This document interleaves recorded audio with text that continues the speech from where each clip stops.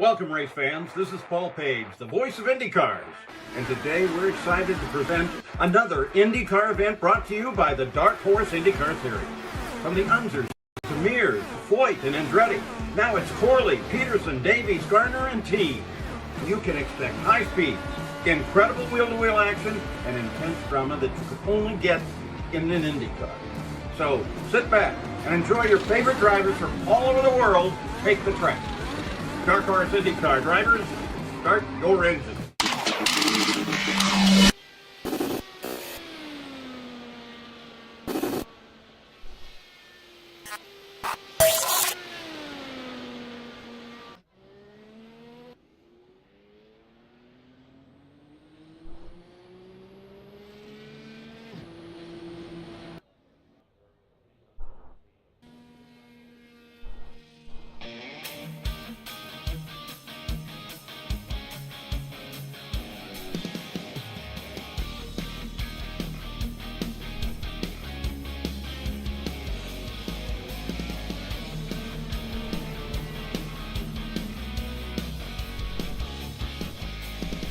Hello again, everyone. I'm Gary Gotson, and welcome to our coverage of Round 11 of Season 7.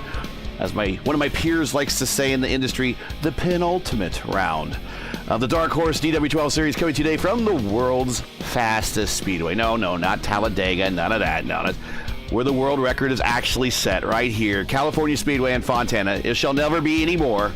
But thanks to sim racing and to the joys of virtual racing, we can still continue to have races here.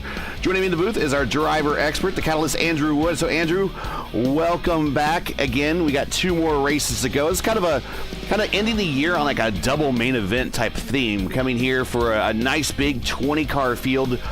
Probably a draft pack race fest here at Fontana. And then we go to the big 500-miler at Indy to wrap up the season. Yeah, good to be with you, Gary. The end of the season actually is very interesting. We almost kind of have like a preview to what's to come for the big event, the 500-miler at Indy. So we come to the big oval here and get ourselves kind of warmed up to have a nice big field and race for the big one at the end of the season. But I'm sure that these guys want to go into the last race of the season feeling like they have the best chance for a good finish there. So this will be a very exciting one tonight. Minute 3 left to play. Currently watching Craig Forsyth, who I believe has a win earlier in this season. He is on the racetrack, getting a qualification lap in. Currently, provisionally on the pole is Peterson with a 2:23.7. Right next to him is Murph with a 2:23.6. Forsyth clocks in on that lap with a 2:23.642. Just 7 thousandths behind. Let's see, 10 thousandths. Yes, 10 thousandths. My old math class is actually agreeing with me today. 7 thousandths behind Forsyth there. That's a lot of zeros, Gary. It is. Either 100th or 1,000th, but regardless, they're close no matter what it is. So, yeah, the qualifying session was expected to be pretty close here. So I imagine that qualifying is not going to matter all that much in the big scheme of things because people are going to be mixing, jiving in the first couple laps here. Right. So qualifying up front is always nice, but if you start at the back, you can always kind of pick your strategy if you want to save fuel or if you want to go forward. And Edson Santos sneaks in there right at the very end to get the pole as we got 4 seconds left to play. 2:23.8 for Edson, and we will get, as we are gridding up here, we will bring the points up on the screen just briefly to give you an idea of where we are here before we get into this race here.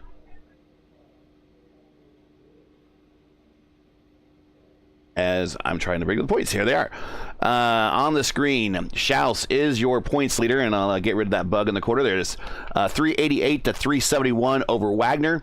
And JB sitting there in third with 313. Charles T, 275. Craig Forsyth is fifth with 265. And there is a remainder down to the top 20 of the points race. So that is, actually, we took that screenshot back when our last race was complete. So that is as you saw them at the end of the last race and at the beginning of this one. So today will be a big challenge to see who will still be in contention for the championship going into Indianapolis. And I really think this is going to fall down to Schaus and Wagner here.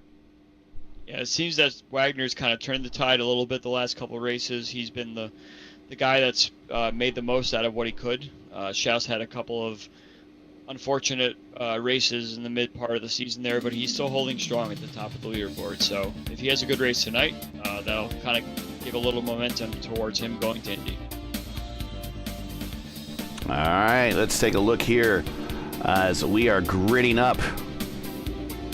Edson Santos on the pole, 223.815, the only car in the 223.8 bracket. Eric Peterson second, 223.7. He's the only car into the 223.7 bracket. The only car faster, of course, is Santos. Then we have on the second row Murphy and Craig Forsyth, both in the 223.6s. Matt Wagner lines up fifth alongside JB there in the 223.5s. Gary Lovern in a new paint job, which we will talk about a little later, is seventh alongside Eric Schaus there. Both those guys in the 223.4, 223.3 category. Warren Rogers is lining up at ninth at 223.3. And Mark Cohn, the Watchman, has multiple wins this season. Looking to get one more to the resume, is lined up 10th with a 223.2. Moving on to the next page, Aaron Hobart lined up 11th. Iker Peguero 12th. Joseph Morales 13th. Jeff Heisong 14th. My man Luis Gonzalez Nunez, the infamous LGN, lining up 15th. Elmer Joseph took no time and is lining up 16th. Brad Adams, no time, 17th. Lewis Hayes, Say Hey Hayes, from our ISRA series that we broadcast on Monday nights, is making his one of his IndyCar starts here. After having a very successful fixed Indy 500 that he ran in for his very first IR18 event, where he said he finished top 5, he's now very interested in these Indy cars and is coming to try out these DW12s. He lines up 18th. Brandon Hinton in 19th, and William Swinson is going to line up 20th. Nice size field here to wrap up the last 2 weeks here of the series. Yeah, always nice to see some new names around here. We'll see what these guys can do as we are about to go green.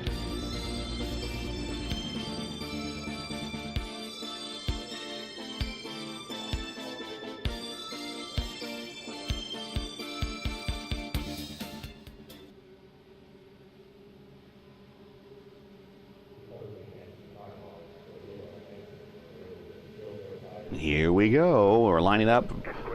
Santos bringing him down very slow, but he is off, and this is going to be just the nature of pack racing. JB's going to look to shoot the middle. Oh, that door slams shut.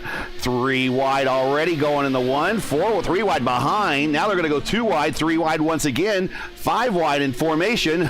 Make up your mind. Here we go.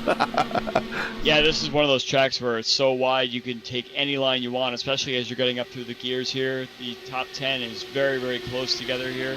So I think that these guys are going to just try and find some room and tuck in where they feel like they can get some draft. Oh, Santos almost up into the wall with an arrow push. I think he just cleared that wall there, didn't take on any damage, and these guys are getting ready to find their place on track and see where they pan out for the lap 2, going to turn 1, 2 here. And as we cycle to the front, Murph is now the leader. He's moved up already 2 spots since the start, and Matt Wagner, one of our points rivals, one of our 2 points rivals here early on, taking the lead now. And boy, would he like a win going into Indianapolis. Yeah, he definitely would like to take that lead and get that win here tonight, but we have 125 laps here to run, so it's going to be a lot of moving and shaking here going on, especially if you want to stay in the top part of this field. You want to be in the grass as best you can, so these cars are going to try their best to hang on to the car ahead of them and find a way forward. A new feature to the overlay you might have saw at the top of the screen there, kind of where I circled. Whenever the purple lap is set, we will have a pop-up that will appear, told you who set it and what the speed is in mile per hour. So we'll probably see that change multiple times. Right now, Wagner is currently holding that. I would expect to see that maybe change in this lap, and it does. Oh, actually, it does not. Murphy goes to the top. Wagner still holds it. He dropped down to P2. But also, if you see on our tree here, Wagner in P2 has the purple number 2. That also says he has a purple lap. So we're always tracking the purple lap, letting you know who is the fastest on the racetrack. Currently, your top 3 is Wagner, Murphy, and JB. Forsyth is settled back in the 4th. Our pole sitter is back in 5th. Santos there. Hobart, Peterson, Lovern, Schaus, and Cohn, your top 10 very early on here. And Fontana 4 wide in the back there. LGN taking them 4 wide. There, Yari Brubacher going purple with a 222.4. take a look at Aaron Hobart. He's come up from P11 up to P6, so great debut run for him there. He wants to find himself right in the mix here. And it looks like we have a top 6 kind of break away a little bit from the rest of the pack. Some of these guys back here in the bottom part of the top 10 are struggling a little bit with the dirty air now that all the cars are up to speed. So I think these guys are going to try and make moves now if they want to stay with the lead pack.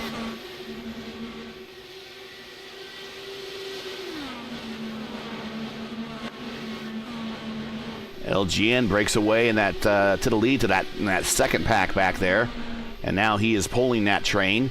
Right with him is the other points rivals. So Schaus, and LGN says, "No, you're not going to the low side to try to freight train me. I'm going to hold this lead because I think right now he might have an actual decent chance of catching this top 5 group or this top 6 group LGN right now." Yeah, Eric Schaus needs to kind of find a way forward here. He's a little bit stuck behind Luis Gonzalez Nunez. He's going to work together with him to try and catch up to this front pack of 6 here. So I imagine that the front pack of 6 is already thinking about fuel and what they got to do to save the amount of fuel they need to do this on, what is it, 3 stops? Yeah, 2 stop? I think it's going to be a 3-stopper, yeah, with 87% fuel. The rule set for tonight, I'll read that for you here. It is 87% fuel, unlimited tires, 1 fast repair. Pit road speed limit is 55 miles per hour. This is a 2-mile D-shaped super speedway oval doing 125 laps, so a total of 250 race miles. Kind of a perfect rehearsal for 500 miles next week in Indianapolis. One thing you have to remember about this track is it's very abrasive, so the right front tires on these cars are not going to last very long in terms of trying to keep yourself very well balanced across all 4 tires here. You see Eric Schaus is getting ready to make a move on Luis Gonzalez Nunez for P7, I believe that is, and he wants to make sure he does not lose this pack up ahead. And P6 up there, Edson Santos, is a nice bridge to get the next pack right up to them.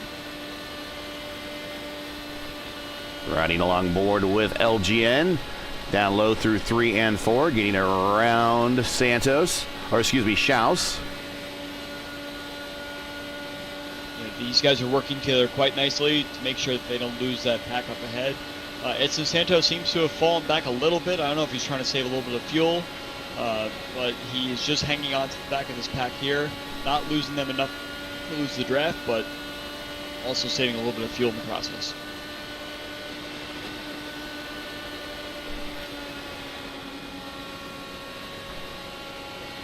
Big thing with these cars is that you need to stay with the pack up ahead in order to keep the draft. So Schaus right now is burning a lot of fuel just being all by himself here, but with the abrasiveness of this track, that group up ahead needs to get into a single file manner in order to pull away from Eric Schaus here. So Schaus can do whatever he can. It looks like he had a great turn 1 and 2 there in order to get back up to this pack again.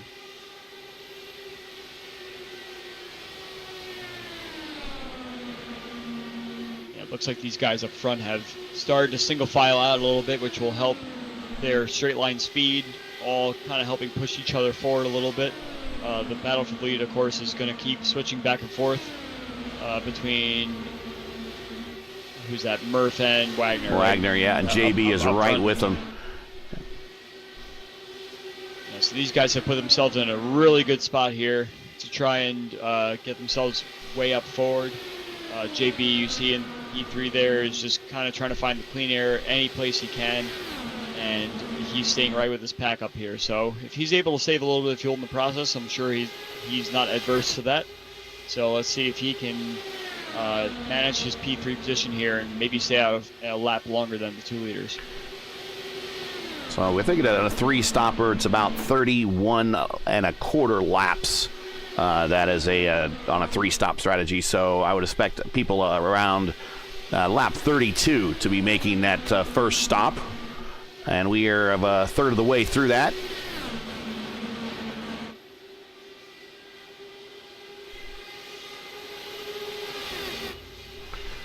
Looks like we're kind of falling into a small procession here. Yep. We have a few guys that are trying to make some moves up the inside. But for the most part, this is organized chaos, as we would call it.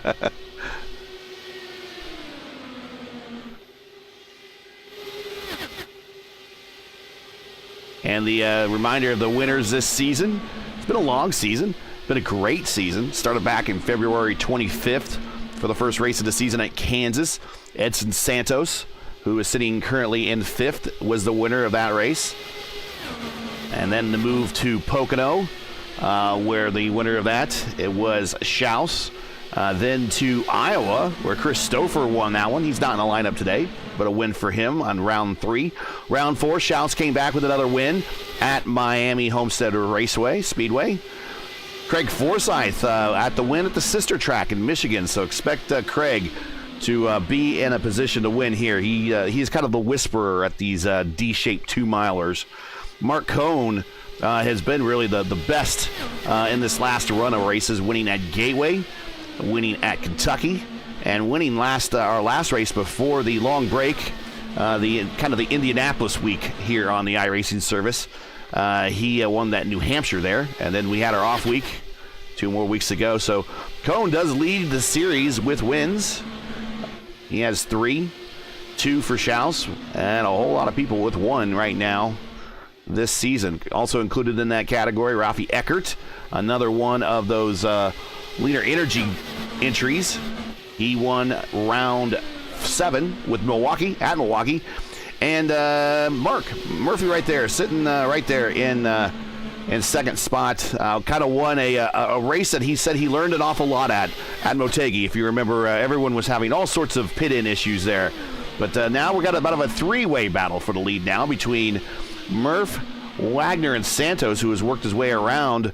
He was kind of hanging back in 5th, but he's moved around 4th and now up to 3rd, and now he's kind of moving up into 2nd on the tailgate, come on, Gary, the attenuator of Murphy. You can see that the top 10 has now found each other. It looks like these guys are really struggling in turn 1 and 2. Santos might have made some light contact and almost shot to the inside wall, regained it.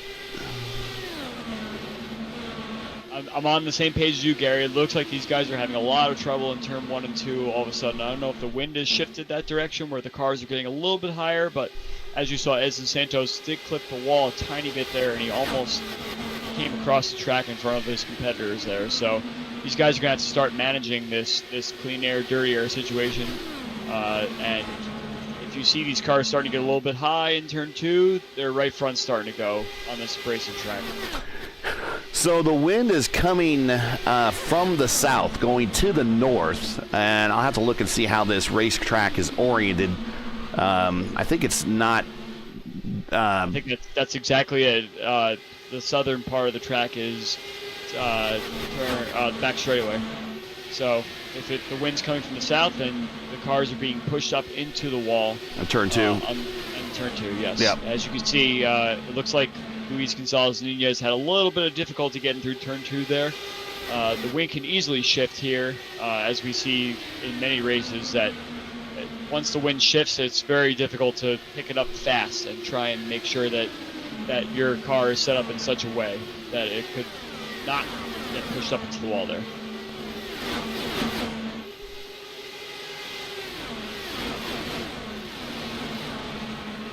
As these right front tires start to wear, you'll see a lot of these cars start to migrate a little bit higher and higher every time. So I did notice there that most of the top 10 was kind of off the bottom line, more on the middle and the high side.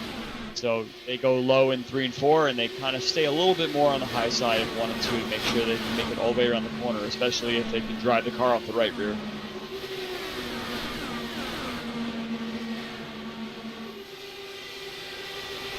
And get you kind of a weather report going on right there. Track temp 89, air temp 67.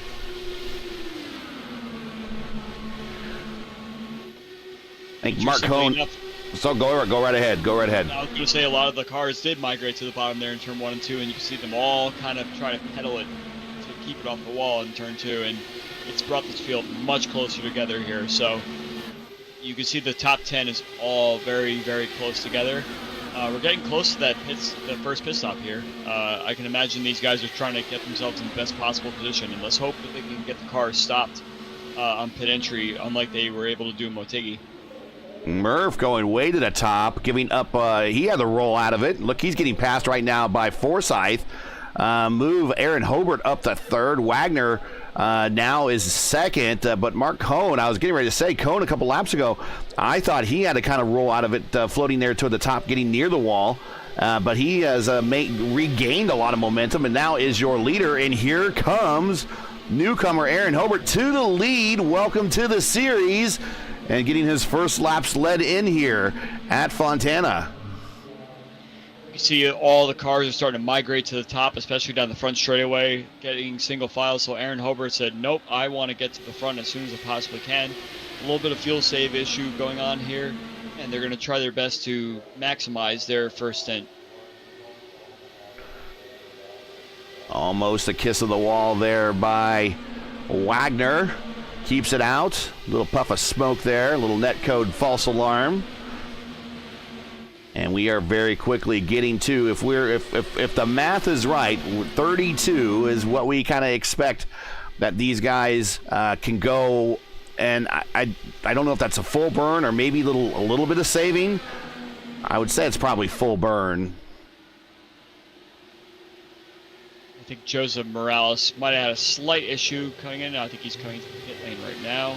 I think he got a little close to the apron in turn 1 and 2 last lap, so Morales is coming in to do his Warren Rogers is right with him. Rogers, remember, had that really good race at New Hampshire. He's back again with the series. They're both coming down pit road. This is a bit of an early stop. This is going to probably mean another stop or a massive fuel save in that last stint. I think it's going to be another stop by this point. I don't think they can save another 6 laps. Yeah, I think these guys are starting to get ready. Yep, you can see that. Who is that? Hobart's coming in.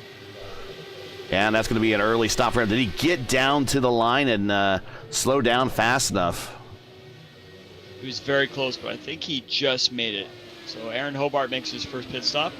Newcomer to the series, as you mentioned. He wants to make a name for himself, so he wants to make sure he has a nice clean in and out. We'll watch him get to his spot. He slides through a little bit, but he does hit the marks. Goes up on the jacks, getting full service, new tires and fuel. Down and away, no hold, no speeding on pit road, at least coming in. Sounds like he's on the button coming out. Very good, very smooth. Back on the racetrack. Don't see any penalties yet. And bring Hobart, who led a couple laps here in that first stint, back out on the racetrack. Let's see how well he does bringing it down on this very slippery apron. Now he's back to by the blue cone and the blue line. Can merge and cross back up in the traffic here. So he is in at lap 26. I still think that's a little early. Definitely a little bit early, but at the same time, pitting a little early does not necessarily hurt you, because if you nail your pit stop perfectly, you can come out right on the back part of the field, get some draft, and start making some moves on the fresh tires, where these guys are all kind of struggling on their old tires. So you can gain a little bit of time back, not necessarily track position, but if you hang on to the back of the field enough with an efficient pit stop, you should be able to make your way forward slightly, and when the rest of the field pits, you'll be a little bit ahead. But it looks like actually Wagner has taken the lead now, and he's pulled a tiny bit of a gap. Murph seemed to struggle in a little bit of the dirty air there, and as you can see, he's in a hornet's nest going into turn 1 right now. As Lee Diffie said earlier today, an angry little group. And they're angry for sure, Gary. So, yeah, Murph seems to be holding this pack up a tiny bit, which is letting Mack get away a little bit. I think Mark Cohn seems to be the strongest car on the inside right now, going right behind Mark Murphy. Craig Forsyth is right there. Eric Schaus is right there. So I think this is going to really shake things up once pit stop time comes around. Cohn 3 wins in the last 5 races. The man is on a bit of a roll. The Watchman currently in 3rd spot. A whole host of blue cars bracketed by a red and a green one. These guys are doing themselves no favors running side by side for this long period of time. So I believe Luis Gonzalez Nunez has just called his pit in, so he should be coming in this time by, which really will set off the entire rest of the field to start their pit stop rotation. Of course, LGN drove in that Lionheart series with us. Did he get down there? He got real close. Very close, but I believe he's good. He did pull out a win at Charlotte during that last year in the Lionheart Speedway Series. So he is a proven winner in these cars at the highest level. I I think our leader Matt Wagner is just called to pit in. I believe Jeff Heisong will also pit this lap. Craig will also pit this lap. So the pit stop rotation has begun, and this will really shake things up after we get the first round of pit stops. Here comes Wagner. Here comes Craig. Here comes Peterson and Heisong. Yeah, so Eric Peterson started second, and he faded all the way back outside the top 10. So another little bit of a disappointing start to the race for Eric, but if he has a good pit stop here, he can get himself right back into it again.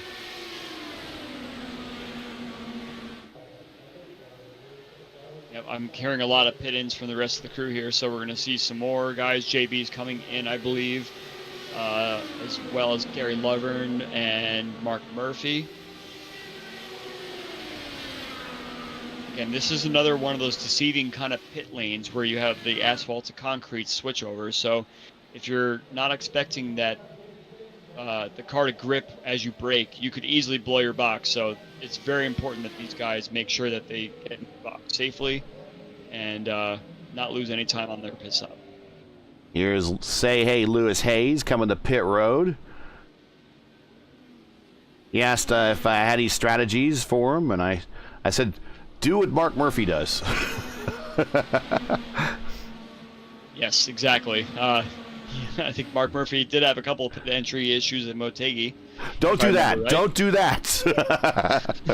Mark Cohn from the lead has come in as well. With Santos. So stop in his box. And Schaus is. Well. So Hobart's going to pick back up the lead as he comes off of corner number 4, and he is all by himself. And is that the power of the overcut right there? It definitely means something, especially if he caught the back end of the field on his pit stop and he was able to get that draft like I was mentioning previously. If he was able to do that and get himself forward, that is a slight advantage. However, you are now wasting all the fuel by yourself, whereas some of these guys are in the pack and able to save a few seconds of fuel at a time in order to get themselves to get a lap or two longer, which could mean all the difference come later in the race. And a good stop by LGN, infamous LJN with an infamous pit stop. He is out in second now as the first stint is now completed, and then we start to shake through the field. And currently third to nobody's surprise, especially on these D-shaped ovals. And one that always seems to have a rock-solid pit strategy in every race he's in is Craig Forsyth, currently third. Matt Wagner is in fourth, and he's currently leading a group with Mark Cohn right behind him. Mark Cohn is probably now the smartest driver out of all this bit, because he's really the first driver that's in a drafting position besides Warren Rogers there, who gets shuffled out a little bit by Schaus. But all those cars that we really pointed out, Hobart, Nunez, Craig Forsyth, and Wagner, they're kind of leading the pack and punching a hole in the air. And now Cohn says, I want to go ahead. Maybe Wagner decides that I want to save. Wagner falls back a little bit, gets back in the draft and tries to save. But really, I would say now the car that's doing the maximum saving so far to start this next stint is Schaus right now, because he has not moved out in front of anybody. He's stayed behind everybody, and he's currently not punching a hole in the air for anyone. He is currently following in through the slipstream. I want to point out that Edson Santos, I believe, had a speeding penalty for his stop. He is a lap down all the way at the back of the field. So that is painful. A long night for him. That is painful.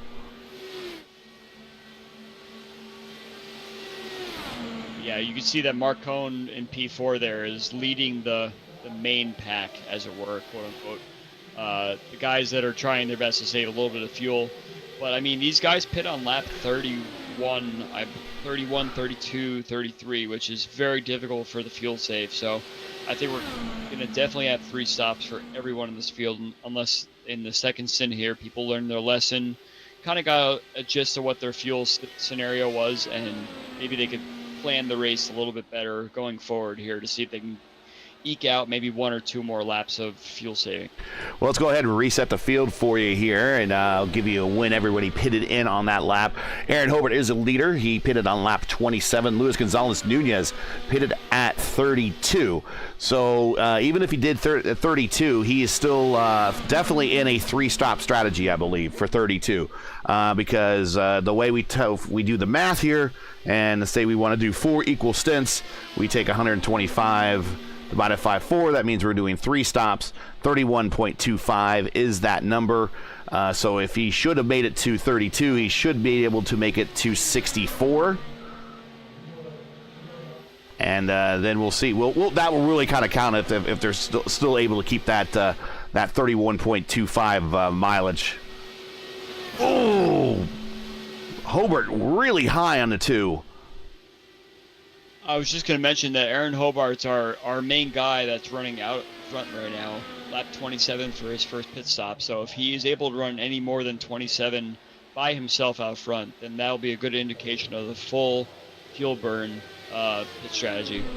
So yeah, if he's able to get like 28, 29 out of this stop, if he really truly did hit early on the first one, then we'll actually know what the full leader pit stop situation is. Yep. And if he goes in by what he did last time, we're expecting him at lap 54, somewhere in there. But a lot of that, he was behind traffic and was not necessarily the leader, so I'm not sure how many laps he managed to save while coming up through the field, but he is up 10 spots. Luis Nunez, 32. Craig Forsyth pitted on lap 33. Mark Cohn at 35. I would say those that pitted 35 and later, which I think actually no one really pitted more than 35 laps in. Cohn and Schaus were the only 2 that I see, at least on my charts, that say they went 35 laps. Those that did 35 laps can definitely do this on 3 stops for sure, and probably make that last stop a short fill. Does make it pretty interesting to see the different strategies here. As you can see, Luis Gonzalez Nunez is catching up to Aaron Hobart quite quickly. These guys could do a swap draft situation, or Aaron might just let him by and sit behind him. So be very interesting to see what the strategy is once Luis gets by him. And Craig's not too far behind either. And to the bottom side, LGN getting a run down the backstretch. Last lap of 2:19.7, opposed to Hobart's 2:15.1. Now Hobart would be probably wise to get in the draft on LGN there, follow him on through. I think it's even better to let Craig get by as well. Probably, you're right.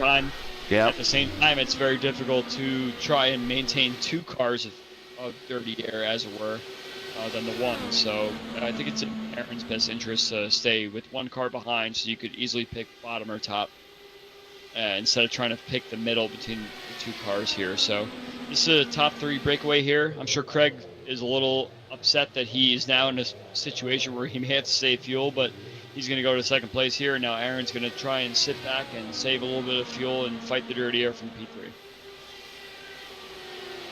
Luis Gonzalez Nunez, 4 wins here in the Dark Horse Series. No stranger to victory lane in these cars in this series.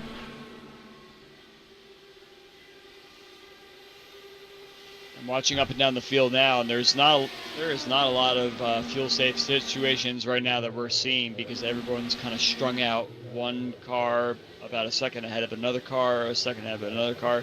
JB seems to be doing his best to save a little bit of fuel behind Peterson, but yeah, these cars are just going to be burning their full tank here, based on what I'm seeing from getting behind. About a second behind and not able to really kind of lift and save a little bit behind.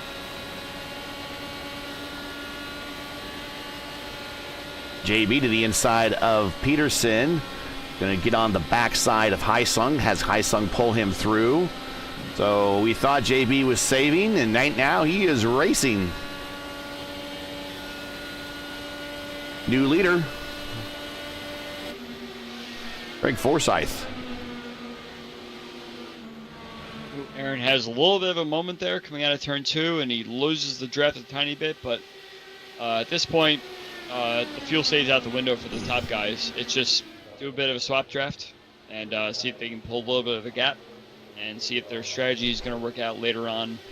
But Aaron Hobart seems to be kind of up the creek right now, running by himself and unable to really save the fuel he needs behind the two cars. And this was always going to happen once you get behind two cars that are kind of blocking the whole track and unable to give you an opportunity to save the fuel that you necessarily need. He could save little bits here and there, but not enough to go an extra lap or two.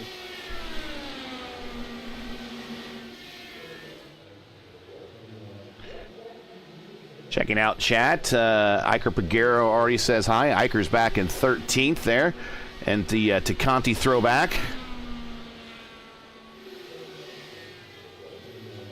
And we got Rigney in chat there, Mike Rigney. All my boys sitting in general chat in the Dark Horse Discord. Going to be a good race. Hello, Gary and Andrew. Want to check out ISRA tomorrow night as we will be broadcasting their Xfinity Series. It'll be me and Murphy. Currently, Murphy is sitting in 6th spot. There he is in the Miller American.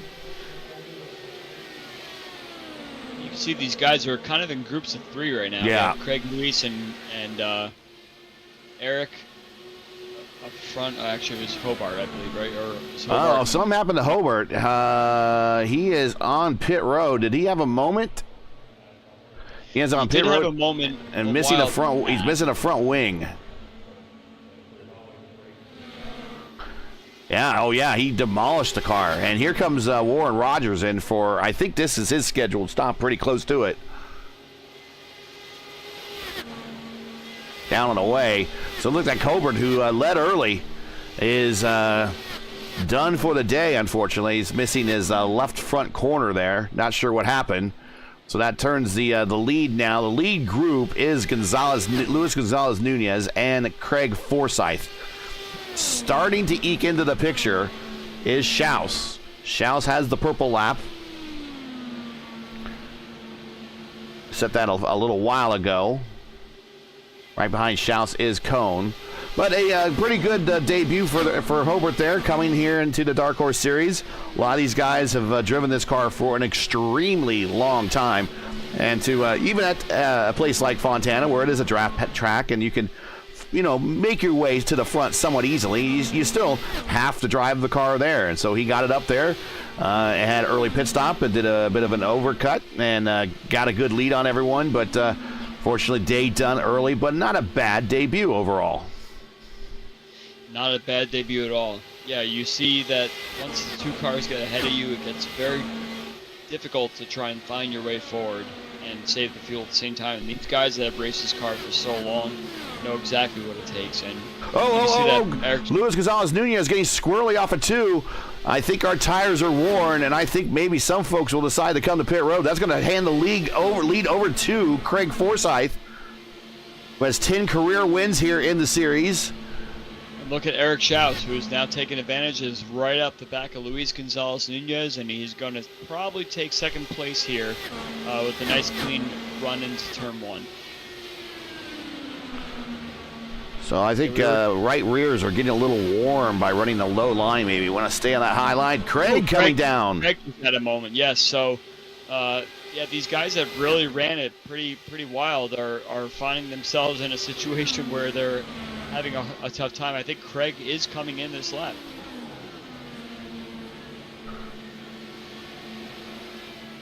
Wow, so this whole race has really kind of changed complexion quite a bit now. We have Eric Schaus that just took the lead. 31 laps and 32 laps respectively for these two coming down pit road. Yep, so we have a car that was. Oh, excuse me, 22 and 23 laps. So these guys could not handle it anymore. And who we have car? We have trouble.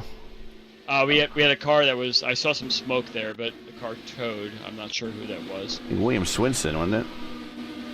Could have been William Swenson. Yeah, I just saw some smoke when I was watching Eric Schaus there. Yeah, he came off of 2 there and slid to the inside and towed. We are back live. A lot of these guys now deciding that they maybe go a little short now and get new tires. Well, this 3-stop has gone completely out the window for some of these guys now. Yeah, it has. Now you've made your bed, so you got to make the best of it. And as we see, it's very tough to make that strategy work in such a way where you're gaining enough time where you can keep on the track. But keep in mind that it's about a lap to pit, so you could lose about a lap of your pace in order to make that fuel save work. So some of these guys may try their best to, even if they don't win, just pick up a bunch of spots just by kind of cutting out that extra pit stop there. I could see someone like a Eric Peterson or a Gary Lovern or a JB do something like that and maybe get themselves a much better spot than they were normally expecting if they were following the same strategy as someone else. Well, let's talk about Gary Lovern in a new livery for Altena Autosport for the VOR series that he runs in there in the VOR League. He has switched to the red. I think I scared him out of the green he was in. According to his team owner, he said that he wanted to switch from the green because he'd been having such bad luck, and the team owner blamed me because I always say beware of the green car. So he is spooked enough that he has gone to the Ferrari red. I mean, I don't think it's the green. I think it's the racing green, right? That's, right. That's the bad luck situation there. Right, exactly. I think the only approved racing green is British racing green. And hopefully that really does good wonders for Gary now, especially if he finds himself in a situation where he can't find any good luck in the green car. Hopefully the black and red car will give him some better luck. But I got to tell you, it'll be tough for me to pick out Gary not in a green car. Right behind him is Elmer Joseph and the Dan Weldon ride. Of course, these cars are known as the DW12s, and the DW stands for Dan Weldon, who did a lot of early testing of these cars.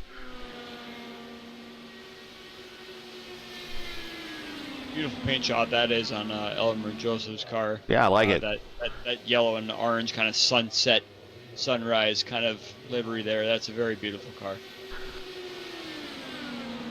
Back up to the front, it is a two-car breakaway other than a lapped car in there. That is Craig Forsyth, who is one lap down, but he is in a very... Oh, he's going to go 3 wide into 1. I thought he would just stay put, but he's going to pass him. Apparently, he feels like he has more pace, and Forsyth on that lap, 2:18, while the leaders were at 2:11. There is Brandon Hinton coming off of pit road. Brandon in that cotton candy colored car. He is in his first race here in the series. He's coming off of pit road, staying high, letting the leaders go down low. Welcome to the series. Good to see you. This is kind of going back to what I was saying before about when you pit, if you find the right amount of traffic that gets you the draft with the fresh tires, you can find yourself a lot of time doing that. So Peterson pit road. Yeah, so Craig has managed to find himself in a spot where he has to do 4 pit stops in order to finish the race on the fuel he has. So he has to take advantage of any sort of draft he can. He is not saving any fuel. He is going to just push as best he can, and hopefully that wins out for all these guys that are trying to fuel save it and do it on 3 stops. So Craig has now basically unlapped himself, so he's tail end of the lead lap. Yep. The lead. Yep, tail end of the lead lap. Mark Coney's your leader. Holds the lead. Yep. Wow. Kona's the leader, and going to try to get the draft down the backstretch from Brad Adams there. Schaus is second. Matt Wagner is third. That is a battle for, as we say, championship implications right here directly on the racetrack with Peterson with those new tires. That's how fast new tires are on these things. Look at them just move right on by.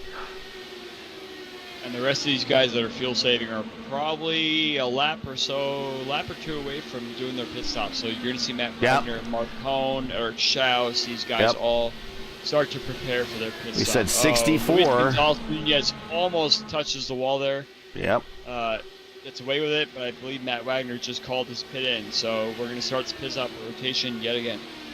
Now, we said right around 64 when we expected a lot of these guys come in next. It is 65 coming to 66. Matty down off the banking, a very good transition off the banking onto the apron, getting down to stop, yes. Perfect. Yeah, great run down to the line. JP is coming in. Jeff Hysong is coming in next lap. So you're going to see these guys start to peel off one by one. And it'll be interesting to see where Craig Forsyth is compared to these guys. I'm going to guess he's at least 5+ seconds ahead of the field once all the pit stop rotation's done.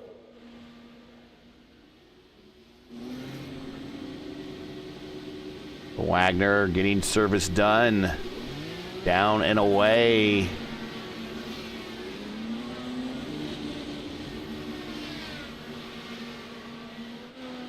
Schaus now is your leader, and he's in just a zone all by himself at the moment. Oh, he just flashes out there. Yeah. He might as be in Southern California. He has such a big lead on everybody. I'm down by Long Beach. That's what I'm talking about. JB's on pit road. Let's see if he gets a nice clean stop.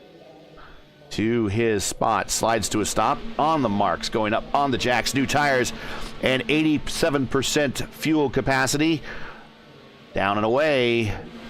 All he needs to do is get to that cone right there, that green cone, and then he can accelerate. Can't come up over that white line, though. Got to be careful. Got Murph on pit road, and I believe Eric Schaus also is on pit road right now. Murph These guys actually done 34 laps each, so. Yeah, Murph actually led that lap coming to pit road, so good on him. Here comes Schaus around. And you called it. Craig is now your leader. Right with him is P2, Luis Gonzalez Nunez, who is 3 seconds behind. And Mark Cohn, who is now 9 seconds behind. Warren Rogers is in fourth. He is right there with Cohn. Now, Rogers, he's on a different schedule. He last stopped at 51. I think he's doing stints of 25. And so if that's the case, he's probably due in here in about 5 laps, actually, for his next stop.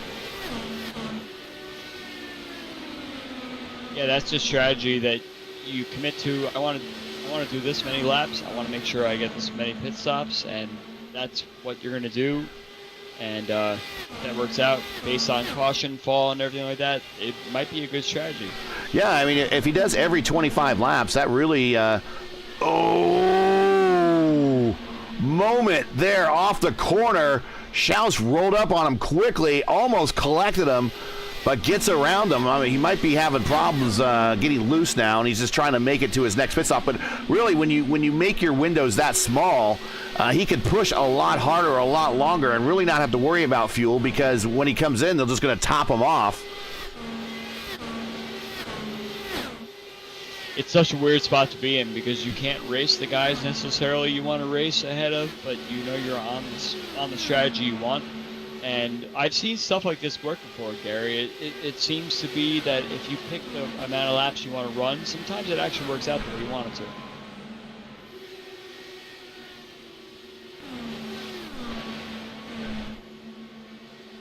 Wagner getting really close to the wall on corner exit there. Currently leading championship rival Schaus on the racetrack right now. We'll see how this shakes out at the end of this race. What do we go into Indianapolis as in terms of who is the leader? What's the deficit? Who is left in the race? I do think it's going to boil down to, though, Schaus and Wagner. JB is a distant third, and I don't think he's going to get enough points to catch back up to this group. Edson Santos has retired, so now 17 cars remaining here on the race, or on the racetrack.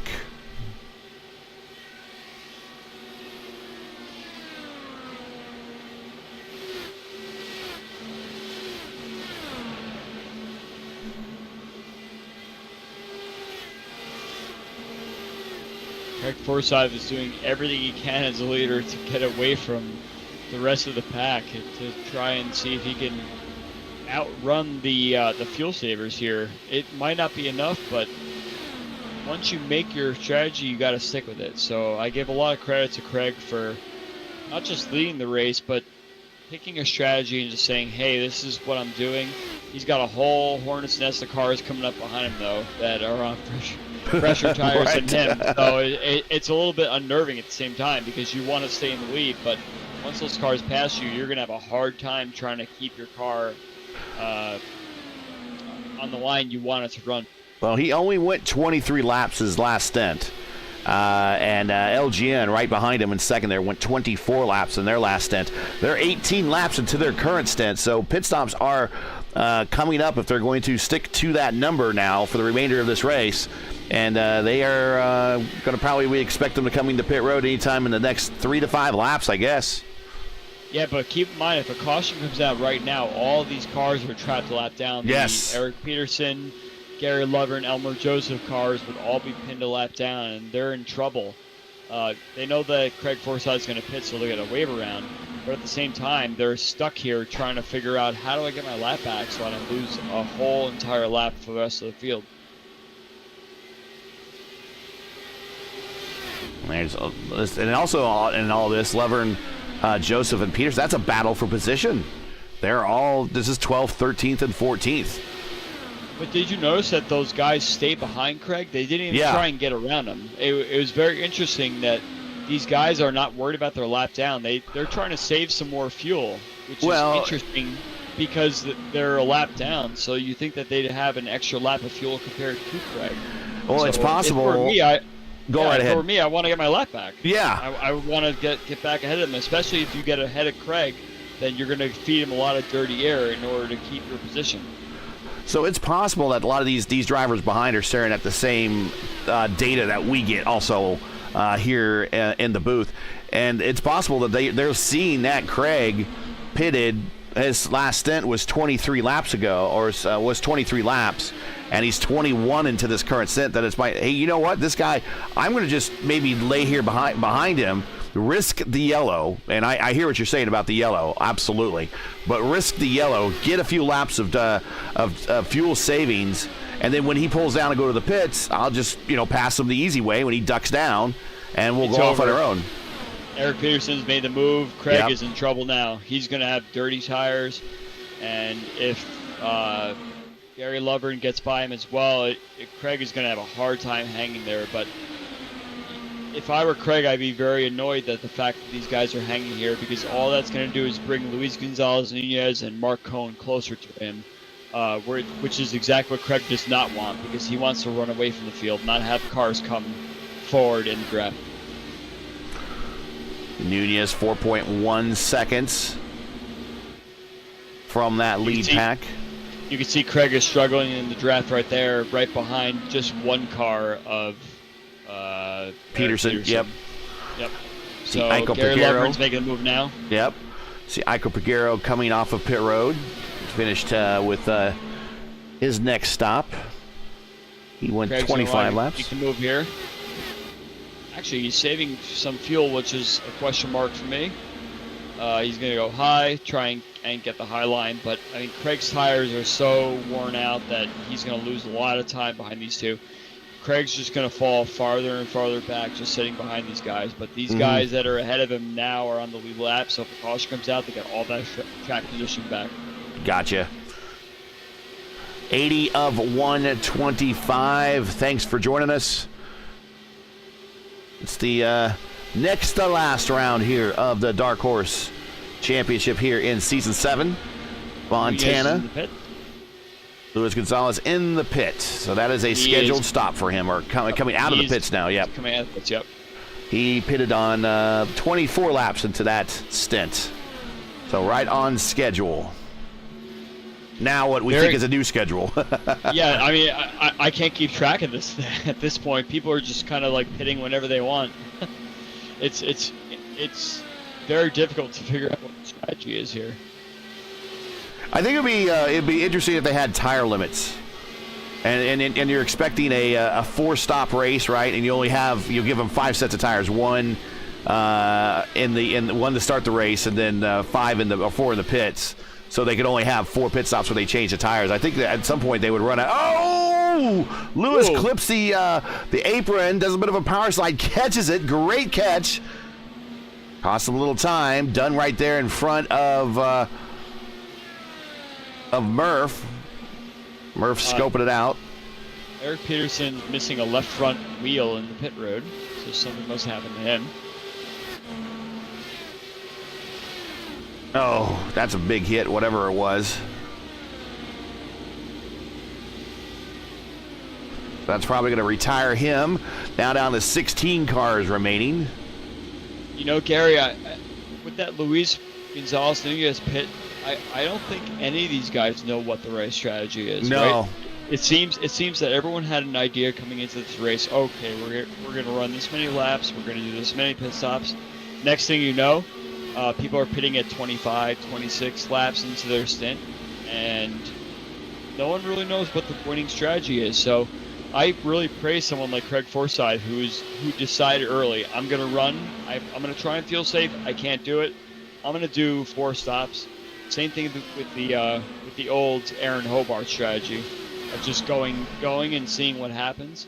I don't think you can save the amount of fuel you need to do the stops, so it's just kind of make your own path and hope it works out.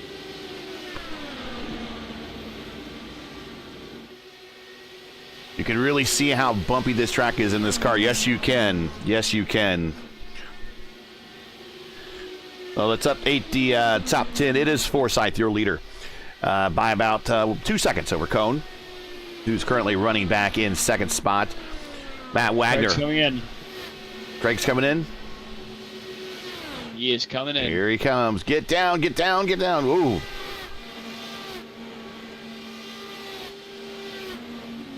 He's got to do one more stop as well. So Craig is not done for the day. And if Mark and Matt and Eric can stay out for another 7-8 laps, they may be able to stretch it. But I think Craig is on a strategy where he's going to try and push it.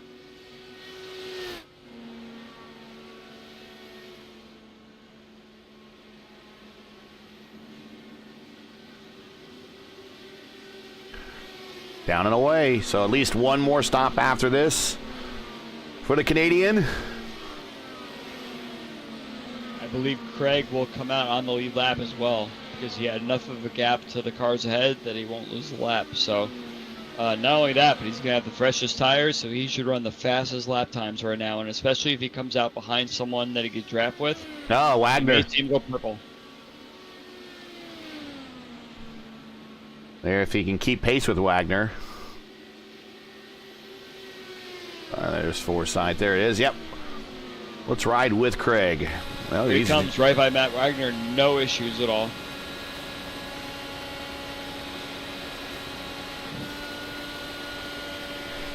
Drops a gear. Lane off the bottom. Floating back out. About a half a car width off the wall. Go ahead. He lost the lap to Cone, but he will quickly catch Cone like nobody's business. So you can see right here just the new tires versus the old tires business. Look at how fast he pulls up to Cone. Here comes the backside of Adams at his 4th position. That time by 2:19.3. About a half, 3/4 of a lane off the bottom. About half a car off the wall down the backstretch. Arcing it into 3, keeping it off the bottom. Now about a half a car, 1/4 of a car off the bottom. Lowest point through 3 and 4. Down the front stretch, keeping it high. Trying to look for a wisp of Cone's draft in front of him. Still out of the window, not quite there yet. Arcs it into 1. I like wisp. I was going for sniff. A sniff of draft. Sniff of it. But I mean, Forsyth is about 0.7 of a second faster than Cone, so it won't be long. If I were Cone and I want to win this race, I want to pit on like 93 or so, just for the safety to sit behind someone. Craig's got to pit one more time, 100%, but if Cone can go to 94, he should be good. The old Nike Air commercial back in the 80s, Spike Lee was asking Michael Jordan, that has got to be the shoes, right? Well, maybe Craig's so fast, it's got to be the shoes, and it could be because they're supplied to him by 4D Racewear. You can check out their made-for sim racing line of gloves, shoes, and apparel. Visit them today at 4dracewear.com. Sponsor of Craig Forsyth's DW12 and the Dark Horse DW12 series.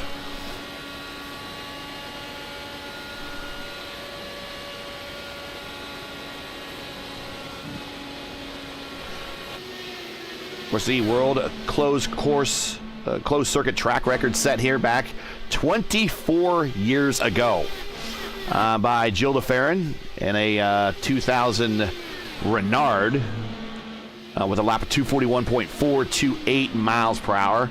And to date, Fontana remains the only oval in the world that has an officially recorded lap above 240 miles an hour. That's a lap average. Crazy to think that was 24 years ago, I Gary. know. I always say that 2000 is really where technology and speed intersected for the last time for Indy cars. And right now, the technology's gone up, but the speed really hasn't followed. But the last time that technology and speed intersected with an IndyCar chassis was 2000. That was the year where they were knocking out the big laps. Forsythe just got his lap back from Cone. Yep. If Cone can make it 2 more laps, I think he's okay to make it to the end with help. Forsythe is going to run whatever he runs. Cone needs help if he can make it in the next 2 laps. If he can go like 4 or 5 more laps, he could. Cone's trying to break the draft. He does not want to help out. Or Craig's trying to break the draft. He does not want to help out Cone at all.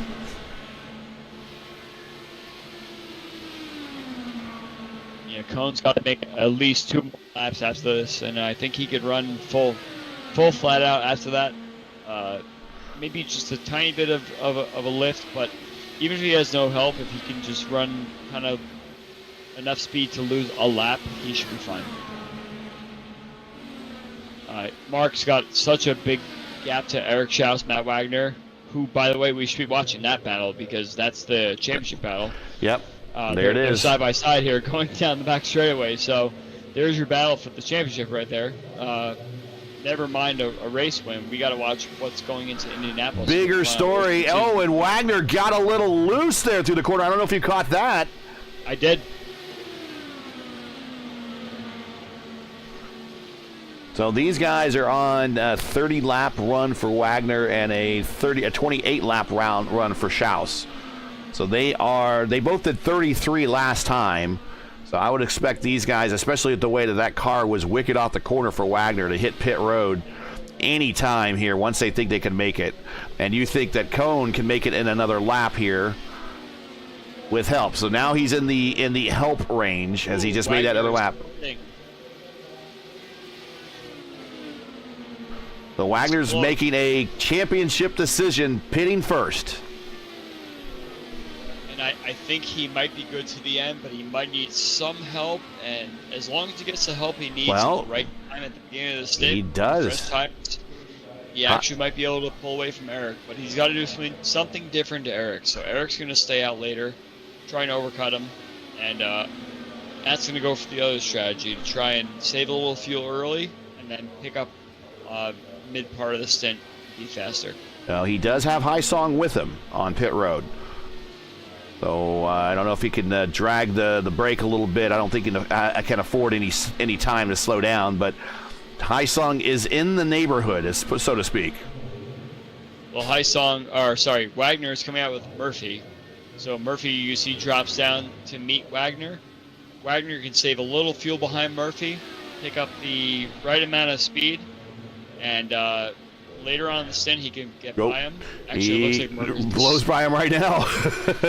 that's Murphy's old tires. That's the power of new tires, yep. I think Mark Cone is in the pits.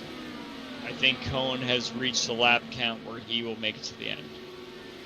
I think Murph, he's about a couple of laps away from doing that, too. He should. He looked wicked coming off of 2. I think Murph's got a pit right now. JB comes off pit lane as well.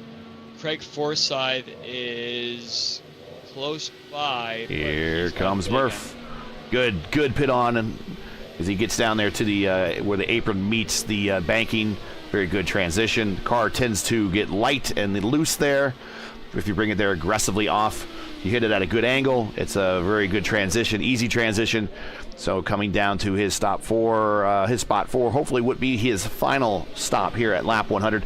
I would say probably this is. I think everyone safely has been able to do 25 laps, and then we'll reset the field. Forsythe is going to pick up the lead, and there goes Gonzalez, LGN.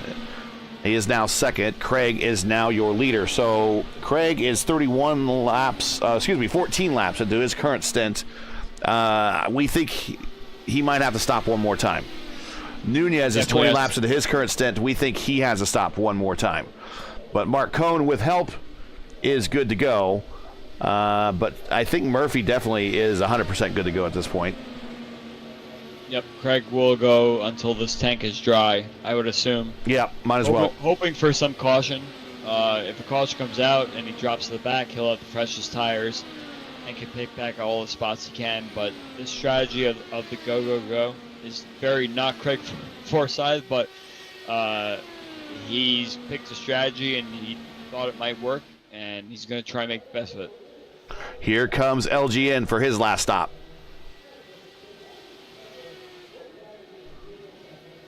Nice and down on the pit road entry. He's going to come down. Just got to nail one more pit stop and he's done. A paint job throwback and a homage to Eliseo Salazar with his fellow countrymen.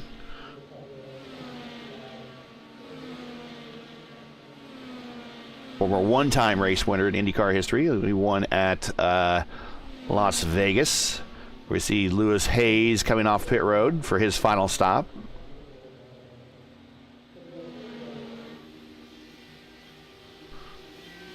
And now what Lewis and Hayes is kind of still learning the car.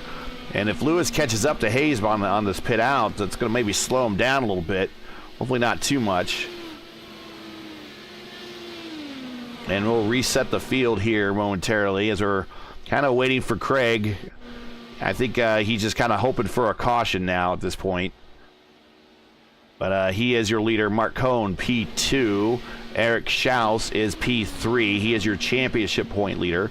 Matt Wagner chasing him in the points, chasing him on the racetrack is 4th. Haisong is 5th. Mark Murphy is 6th. JB is 7th. LGN is 8th. Gary Lovern in the new paint job, bringing him better luck, possibly. Well, he's in the top 10. He's 9th. Elmer Joseph right behind him is 10th. That's a battle for position. Schaus is running right with him.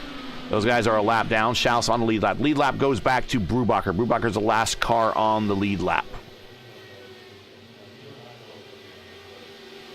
Looks like Schaus did his pit stop. Came out ahead of Wagner. So yep. Wagner's in trouble. Especially if you want to stay and get by. It looked like Schaus managed to outbox him there. And Schaus, because he pit later, should have enough fuel. So Wagner hopefully could stay with him. At this point, if I was Wagner, I would just kind of hang behind him, hope for a mistake of some sort. Yeah, Schaus last stop, 37.6 on the lane, 7.9 in the box. Wagner, 37.9 on the lane, so 0.3 longer. And 8.1 in the box, 0.2 longer. So a half second longer on pit road gives you about a second lead on the racetrack. Or actually about 10 seconds. Well, there it is. I'm sorry, I got it by intervals. So he's right behind there, only by a second. So let me get it to gap here. Intervals. Here it is.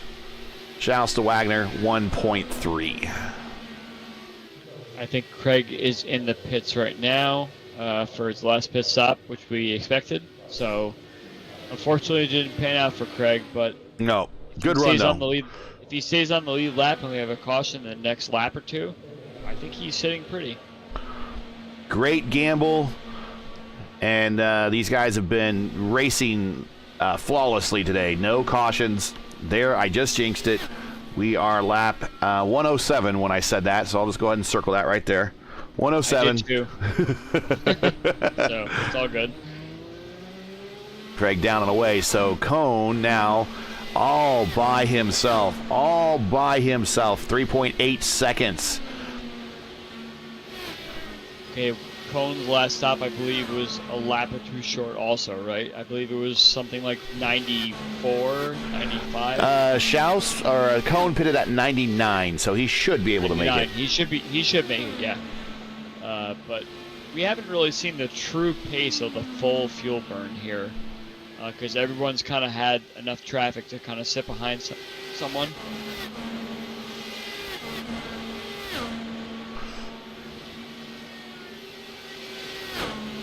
you see Forsythe did come out on the lead lap, which is good for him. And yeah, it's right there in front of the leader. Whole track position back. Yep.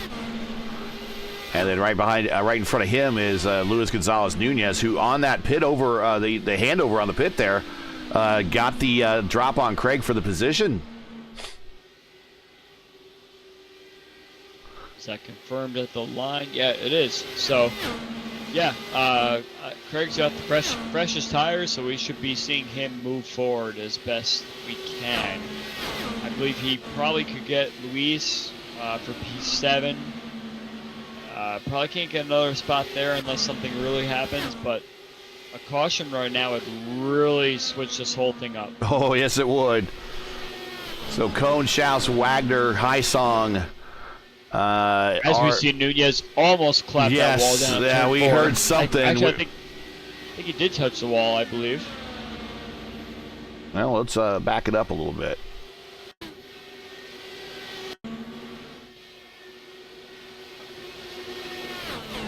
Yes, he did.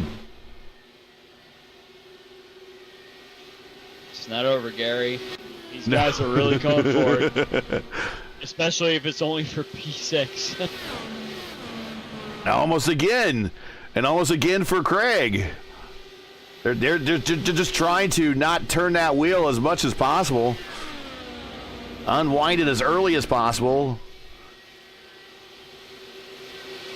I find it very interesting to see why all of a sudden on lap 110 we're driving so wildly like it's like lap 4 or 5. And this is all happening in front of the leader. So he's traveling at 217, and Nunez and Forsythe are 217 or 215 for LGN, and Forsythe last lap 218. So now they're racing directly kind of in front of the leader. The leader is about 2 seconds behind these guys. He doesn't want to get involved. They have the freshest tires. They're going to be the ones going to battle, and you can see that Nunez does not want to let Craig get ahead of him, so they might do a swap draft of sorts, even if it is 2 seconds in front of the leader. But the story really is right now for Mark Cohn. Mark Cohn, winner of 3 of the last 5, could it be 4 out of the last 6, going to Indianapolis.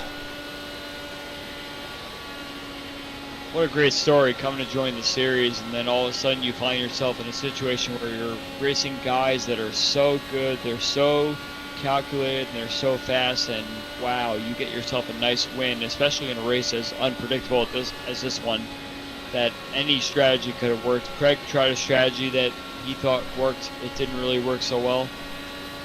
Mark Cohn picked a strategy, sat behind the right cars at the right time, and he's going to find himself in a nice spot here in just about 14 laps. If he does manage to get a win, he'll move into 7th all-time in the series, tying him with Schaus and LGN. Wagner has moved ahead of Schaus. We missed that somehow.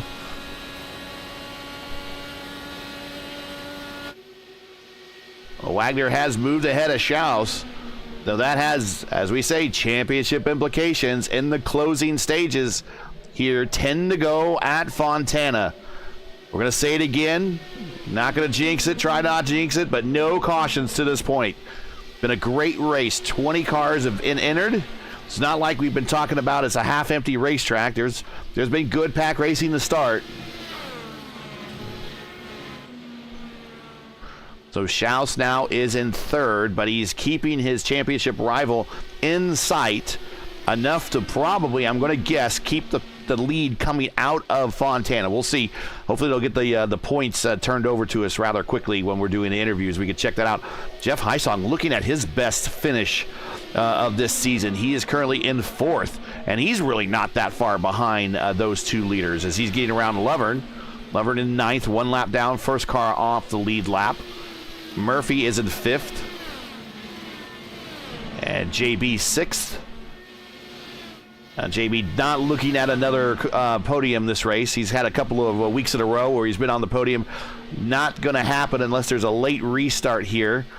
Craig is 7th, and Luis Gonzalez Nunez, last car on the lead lap, is 8th. Lover 9th. Elmer Joseph is 10. That rounds out the remainder of the top 10. Hinton, Morales, Adams, Hayes, Peguero, and Peterson round out the remainder of the cars running down the 17th. 8 laps to go. Yeah, let's talk about Jeff Heisong for a second. He's had a very quiet race, no real battles, no incidents, no real any sort of drama, but he is the biggest climbing driver of this race, from 14th on the grid to 10 P4 spots, right yeah. now. So this might be one of Jeff Heisong's best races he's had in quite a long time on the sim, in Dark Horse or in Area 51 or anything like that. He's kind of kept quiet, seemed to stay out of trouble and stay behind the right people, save the right amount of fuel, and he's setting up for a nice top 5.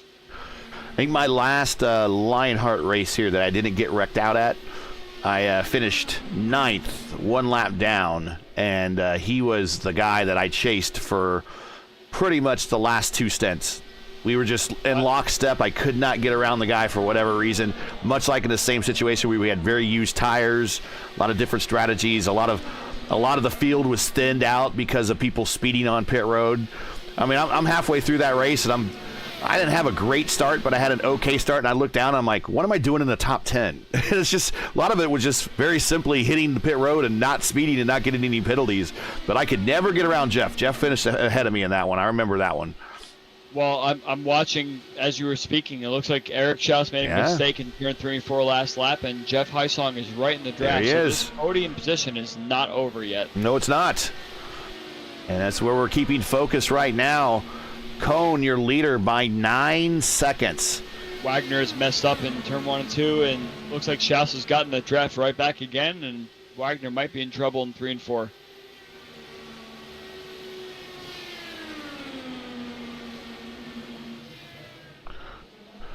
Again, tires now 23 laps old. Schaus is high. Oh, wow. Yep, saw that. Schaus 23 laps on these tires, now 24 laps. Wagner 25 laps. Heisong 25 laps. Heisong seems to be doing better with worn tires. He's kind of running this group down. Boy, he's down to the white line. He's loose. I still think the story is Schaus and Wagner. This is the championship battle coming down with 4 laps to go. Schaus is making the move again. 2:13 last time by for these pair.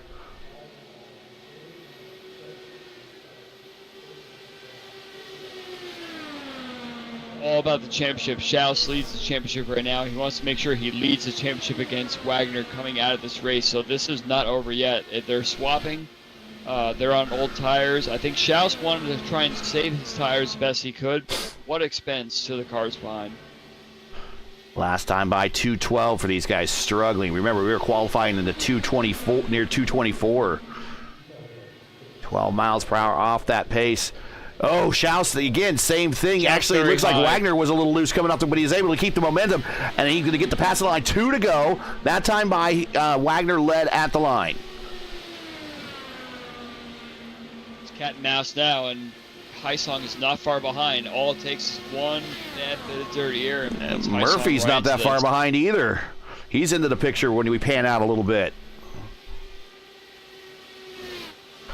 This time, Schaus. I think Schaus is just playing with Wagner to see where he winds up crossing start finish, but this is the last lap coming up now, so I think it's all to play for where Schaus makes the pass. He has a lap fresher tires than Wagner does.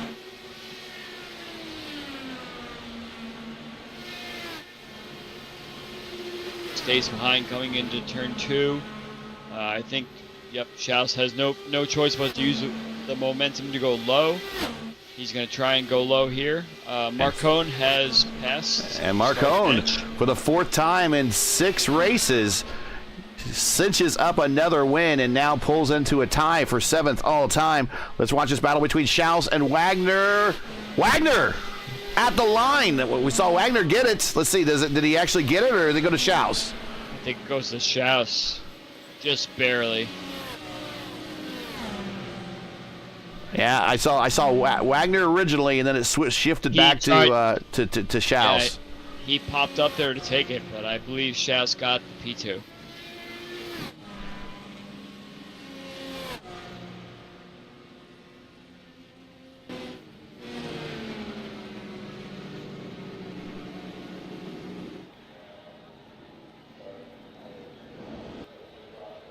Uh-oh.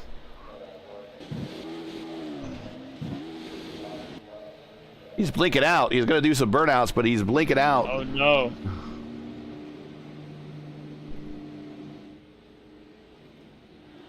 Here we go. Well, it looks like maybe not going to burn out, but it's going to do the old Polish victory lap as me and Robert Malachka, being that we're both Polish, we can appreciate this. All right, let's get in today's final standings here before we move on to the interview room. Your winner, Mark Cohn, up 9 spots on a three stopper. So he managed to do it in the minimum, which we thought that would be kind of what it would take to win. He does it, led 46 laps. Kind of everything came together for him about halfway through this race and made a runaway of it. Led by 10 seconds at the line, won by 10 seconds at the line over Schaus, who just beat out Wagner at the line by 0.041 of a second. Schaus improved 6 spots, 3-stopper, led 6 laps. Wagner up 2 spots, also on a 3-stopper, led 18. Haisong up 10 spots, your biggest gainer, as you mentioned. Finished 4th. Mark Murphy led 10 laps. He finished 5th. JB, very quiet day. Started 6th, finished 6th. And he comes home, as mentioned, 6th here. But Craig Forsyth, on a different strategy, on a 4-stopper, led 26 laps, finishes 7th. LGN, the infamous LGN, Luis Gonzalez Nunez, up 7 spots, led 8 laps, also on a 4-stopper. Those are your lead 4-stopper guys in 7th and 8th. Lovern, well, new paint job, top 10. Finished 2 spots lower from where he started, but still finished the top 10 on a 3-stopper. And Elmer Joseph in that Dan Weldon car very quietly worked his way up to 10th. Moving on, Warren Rogers on a 4-stopper finishes 11th. Brandon Hilton finished 7 spots better in his debut, finishes 12th. Joseph Morales 13th. Brad Adams finishes 14th. Say hey, Lewis Hayes improved 3 spots and finished 15th on a 3-stopper. So not a bad debut really for the DW12 rookie to start lower in the field and improve himself on a 3-stopper. Not bad, Lewis. Got something to grow on there. Iker Peguero down 4 on a 4-stopper, but comes home 16th. Peterson 17th. Looks like he had some contact with the wall. Not a day he really wanted. Edson Santos 18th. Looks like maybe had a speeding penalty that really kind of took him out of his element for the day. Swinson 19th and Aaron Hobart 20th.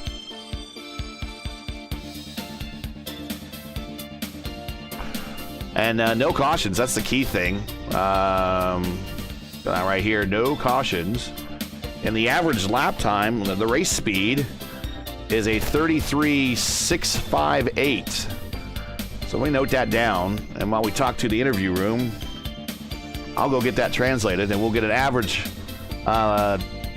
speed of this race. It's probably going to be a good one. I don't know if a series record or not, but probably close.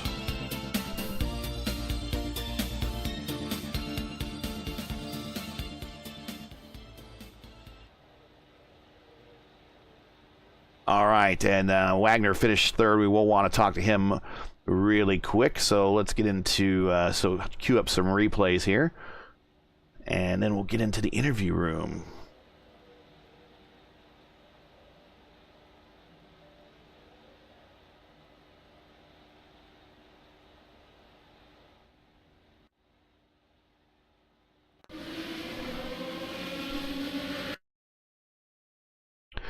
All right, and we'll do this, and we'll do this. And now we'll go to the interview room and see if Matt Wagner wants to talk. And look, Matt's already wanting to talk, so he is there. Let's bring him up here. Hey, Matty, got you here in the booth with Gary and the Catalyst Andrew Wood. 3rd place, just by the slimmest of margins. He nipped you at the line. Probably not exactly what you wanted going into the final championship bout going into Indianapolis, but you're still in contention nevertheless. Yeah, let's don't talk about that. As fake race car drivers, we still hold grudges. So I don't forget. Yeah, we forgive and forget, but a lot of times I don't forget. So he played it nice waiting there behind me, playing a little cat and mouse, Yep. saving a little tire there. I knew what he was trying to do, trying to get around and just trying to time it just right. And when he went down to the bottom of the track, he stood in the gas more that time around. It worked out for him. So the setup was quite weird. I felt like there was just a little more weight on that left side. It's just as the fuel will burn off, as you know, the back end will start kicking out and Yeah. it'll start to over rotate, and then it's from there point on, it's hold on to it. Yeah, we saw everyone kind of having their hands full coming off of corner 2 and corner 4. More than one occasions that we saw some hang-on moments. But go ahead, Andrew. I know you got questions. I have questions. I may have answers. My big question to you, Matt, was did you feel like you had a lot of difficulty in the middle part of the race not the middle part of the race, middle part of the first stint, trying to get some clean air when all the cars were together? And how did you figure out what your strategy was going to be during that time where people were kind of all squirrely and trying to find their spot on the track and everything? Did you lose spots? Did you gain spots? And what did you think your race was going to be like around the lap 15 to 20 part of this race? Oh, it was actually pretty good. Me and Mark were both trading the draft. We're both on the radio. Say, hey, let's trade a draft. And then all of a sudden, about 15 laps in, as you said, 15 laps in, the car decided to get a little bit tipsy turvy, and Mark was and Mark was saying that to me as well, and all right, I think we should stop doing what we're doing because I'm watching in my mirror, my side mirrors, and I'm watching everybody do the little dance off the corners, and I was like, okay, that's all right. But as far as the tire wear goes, I feel like I was the best on that first stint. But after the I mired in traffic, the car was like, it was just like a bulldozer. Yep, that's why I asked, because it definitely seemed like there was a top 6 breakaway, and you guys were all kind of pulling away from everyone. Then all of a sudden, you all eclipsed the rest of the top 10. And I was wondering if that was more of just trying to figure out what was happening with the car, if you wanted to do a swap draft, or if the weather got worse, if there was more wind or something like that was influencing you. So what did you find, and how did you mitigate it? Actually, really, the track cooled off quite a bit. It started racing. What was I think it was 89 degrees. Mm-hmm. It went down to, I can't remember what that time where we had that cloud cover. It went down to maybe about 84, 83. It didn't change really much of the handling of the car at all. But it's just that big point when you go into the lap traffic and you were trying to follow, maybe like second place or third place, and here comes that lap car, and then 2 cars right in front of you, as you know. The car just did not want to do anything. It just didn't want to turn. It was just, it was hard to adjust. The points are out. Are you ready? I don't want to hear it. Well, people at home do. So it's a 430 it's 430 for Schaus, 407 for you. So you have 23 points that you need to make up here at Indianapolis. It is doable. Depending on the field size, you might need some help. So thoughts going into Indianapolis before I get you going into shout-outs and whatnot? I won this race before. I beat Henry Bennett coming into the line. That's something that that was, what's the words I'm going to say? Not many people can say they did. Well, I'm going to say anytime when you can beat Henry Bennett, you don't forget it. Yeah, I don't forget that one. That was a special one. I'd never beat Henry Bennett in my life, so. Oh, shut up. Yes, you have. I've seen you. He's quick. I haven't seen the guy. Shout out to you, Henry, if you're watching here. Probably not, but enjoying your nice little time off. And I know it's the time zones are really rough for you, but I did beat you that one race. kind of felt pretty good. So I guess we're gonna have to go into Indianapolis, take pole, as you would say, kick butt and take names and don't lift. Shout outs, friends, family, sponsors. Go right ahead. Oh, shout out to TWRS. Love you guys back at home. You guys in the broadcast booth, Andrew Wood, especially you, Gary. You are the pinnacle of RaceVerse, by the way. You are the voice of RaceVerse. Too kind, thank you. Yes, you are. So, and your knowledge is great. So, guys, take care. Have a good one. We will see you at Indy. Congrats on the P3. Thanks, man. All right, let's see if we can find P2, and that would be Eric Schaus. And there he is, and we'll grab him right there. We can bring him down here. And he's in the booth with us. Eric Schaus, welcome to the booth. Welcome to the second step of the podium. You're with Gary and Andrew here. P2 in today's race. But the most important thing is that you kind of expanded your points lead going to Indianapolis. We got the updated points. You now have a margin of 23 over Wagner heading to Indianapolis. Yeah, it was a pretty good race. I think I had a shot at first there. I had the pace, but I underfueled, so I was actually fuel saving for the last probably 12 laps. Ooh. I had Matt to catch up to me, and then I used Matt for a little bit of draft, and just barely made it across the line. So I was pretty happy to take home with the P2 there. So, yeah, that answers a lot of questions, actually. I had a question for you, and then you just answered us, and I have to come up with another one. Yeah, why was I falling back there? Yeah, Gary, got something? Well, I mean, yeah. Well, let's. You were conserving, but even while you were conserving, the car looked wicked on you. So even if you weren't going as hard as everyone else, regardless, once you reached, there was like 13, 14, 15 laps into the stint, these cars, regardless of how hard you're pushing them, were pretty evil, weren't they? Yeah, they could be very tricky to drive. Coming out of 2 and 4, you had to be very precise with your line, and you could run multiple lines, but you had to know exactly how to run each one. And I felt like that's where I had some pace, long runs for the most part. I had a couple runs there trying to get through people that slowed me down a bit and used some tires near the end there. But that last stint, I figured if I have to save fuel, I'll save tire 2, and I think the combination of both got me just enough to get Matt there coming out of the last turn.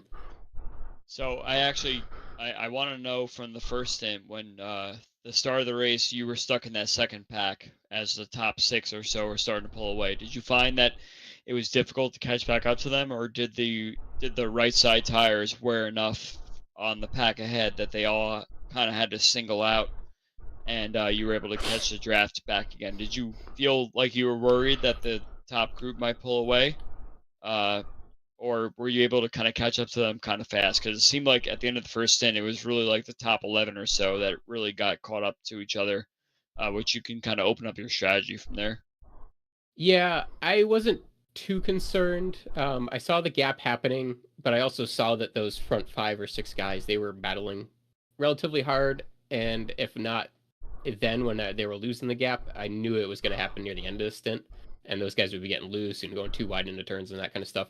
So I figured they would come back to me eventually, and they did. It wasn't easy. You know, I was picking up maybe a 10th or 2/10 every other lap, just depending on if I hit my line right or not. But I was eventually able to get up to them. But then once you get up to them, you also don't have the tire anymore, so you kind of just have to fuel save and chill behind them. And that's what I did. I just went for the long runs. We got lucky with the green flags, so the fuel strategy worked out today. And for the end of the race, when you're trying to save the fuel you need, how did you actually manage to figure out a way to get the right amount of fuel to cross the line ahead of Matt? Like, did you feel like you kind of had to just reserve yourself to a P3 there? Or did you actually feel like you had enough to actually battle him and then swap with him? Because the last 2 laps, you guys were really swapping back and forth, and then you had Jeff coming up as well. So how confident were you that you get second when you cross the line?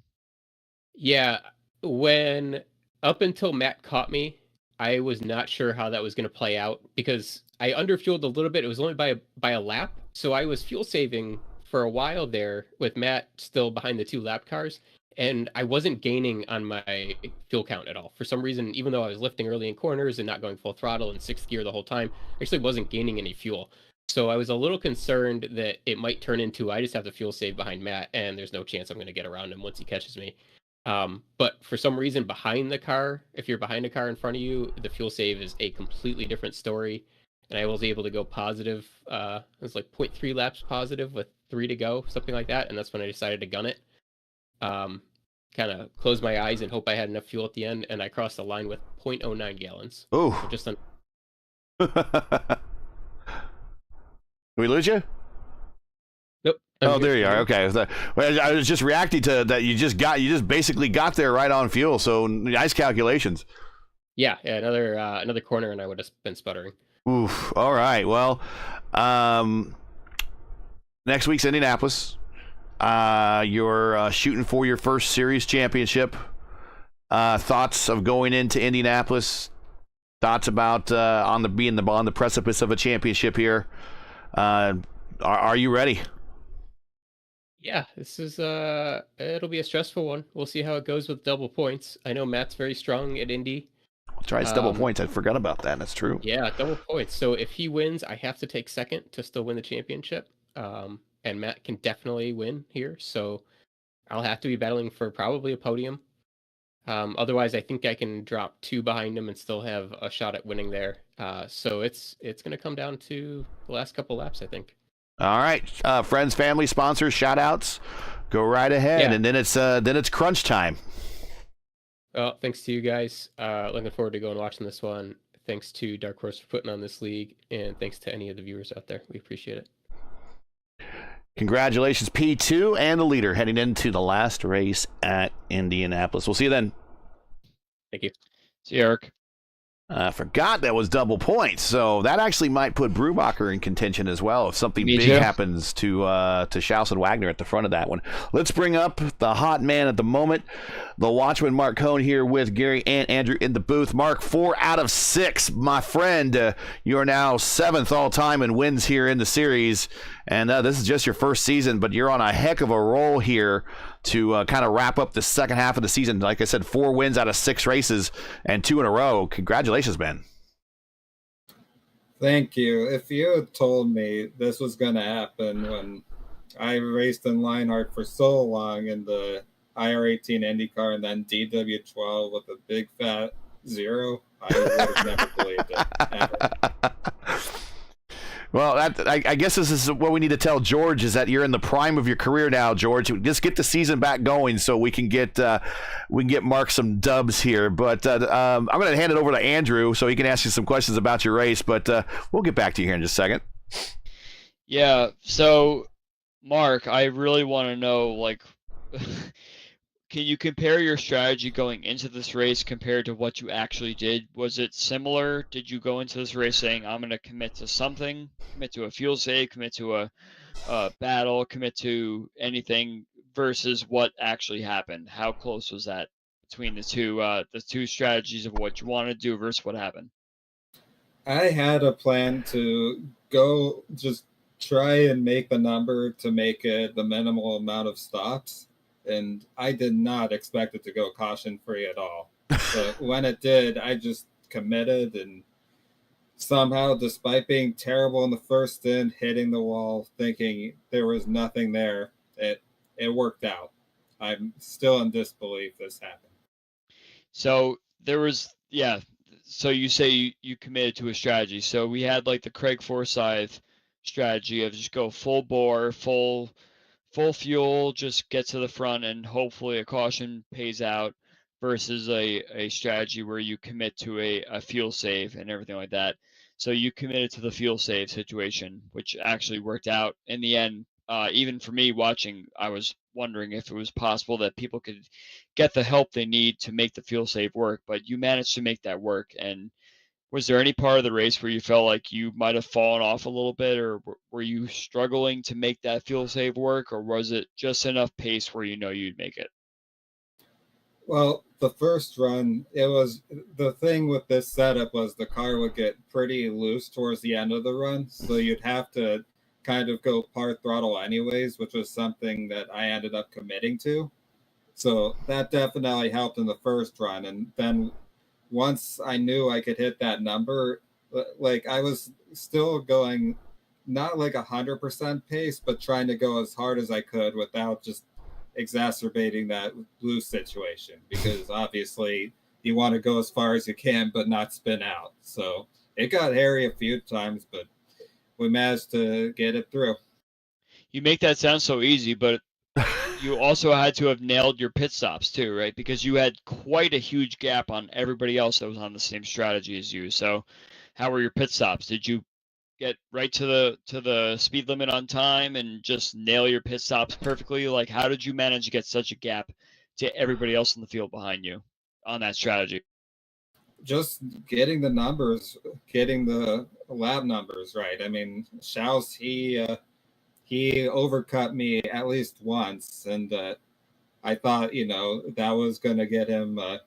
He overcut and then undercut me. I thought that was going to get him, close to the point where it might be a problem. But even though I do feel like I was a bit too conservative on the pit entries, I hit my marks at Kentucky. I had actually missed my pit box and had to reverse it, which that led to it being so close with me and Yari. I did not want a repeat of that. So it was, I was a bit over conservative, but it was still just hitting the marks, getting it just right so there weren't any problems. Race average today, 213.916 miles per hour. You are the winner. Shout outs, friends, family, sponsors, you name it, go right ahead. 4th win in 6 races. You are the man at the moment. Thank you. Gosh, SimLab, they've been with me since the beginning. Nizumi Studios, awesome watches. Wrong Time Watch, Hans Wildork, DeWar's Fine Candies, Bobby Legs Loves Watches, Wrong Time Watch, Sam Maxwell Customs, MC2 Editing Services. Of course, my team, Loud Pedal Motorsports. Been with them for a long time. They're like family to me. Love them dearly. Splash and Go, who made this awesome paint scheme for me. Of course, Dark Horse for letting me race, and all you guys at RaceVerse for covering these races. I love watching the broadcast back. And to everyone watching as well, thank you. We do our best, and then everyone watching your stream, hello, thanks for watching, and congratulations.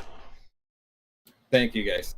That is a great paint scheme, by the way. I was just watching on the stream there, so whoever painted your car really did that kind of old school, old timey kind of stuff. So you were unrecognizable early on, but as I'm getting a closer look now, they did a good job. So shout out to them too. I appreciate it. If you guys have a second, actually, when I first joined Lionheart in the Retro Series around 2018, I had this done as a Tom Sneva throwback from the late 70s. And then Harry's favorite. And then 39, that was the number I chose because that was my first sim racing number because of Michael Andretti, who I was a huge, huge fan of. And then I just decided to bring it back this year, and it's been incredible. It's been really, really special.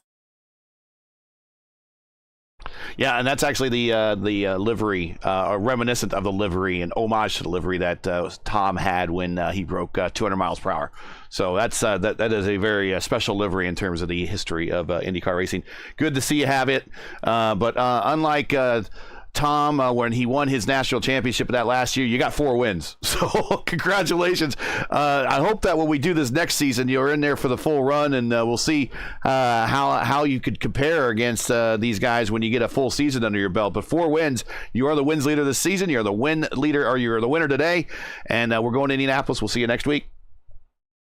Thank you, guys. Definitely planning on running the next full season. That's for awesome. Sure. All right. Mark.